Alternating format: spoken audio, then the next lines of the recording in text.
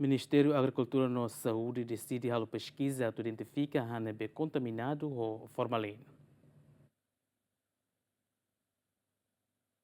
Pesquisador do Ministério da Agricultura no Ministério da Saúde, terça-nem, apresenta resultado da pesquisa com a concentração formalina e a enhancira na produção Timor-Leste no han importado sira. A atividade nessa resposta e da preocupação pública também a pesquisa balo na tudo catak na ansira na importado o sirelior contaminado formalina. Pesquisador do Ministério Rua apresenta um resultado, mas se dá bele fossaiba público. Ter informação na BGM na acessa, pesquisador do Ministério Rua foi a mostra do han importado no han siracelo que produz e relaram ou de halo análise. E a equipe ainda nebe pesquisador mais o Ministério Rua e Agricultura, Homos Saúde, em sirhalo na apresentação ainda, mas be apresentação né a necessidade início los de draft nebe te sidok bele de angkata ninia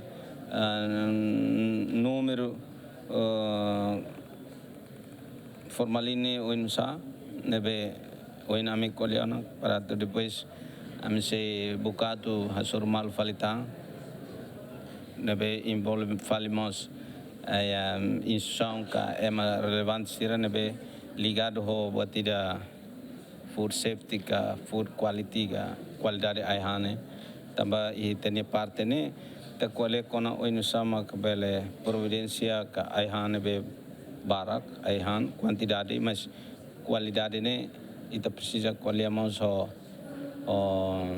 ema seluk instituição seluk neduni ame sidok bele de angkatak estudo ne resultado ne oinusa ini ane sampai apresentação primeiro ba ami ba how rate mai be itse hare para o insato bele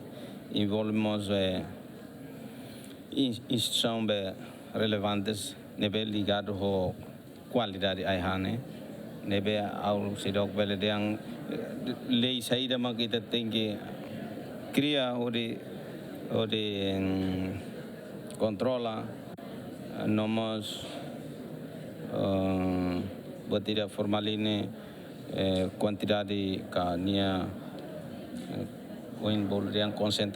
concentração ne hira ele agora o bel de an lai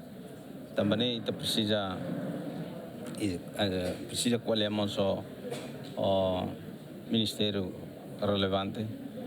o de discutir ideia resultado né. E a fulan de dezembro tinha rinho rua no Senado, jornal científico e da Rússia América publica resultado Rússia pesquisa nebe halau Rússia docente timoruan no Indonésia. Pesquisa ne tudo katak nan importado sira nebe fan e supermercado sira Timor-Leste contaminado ho formalin. Agostinho da Costa, Gemen.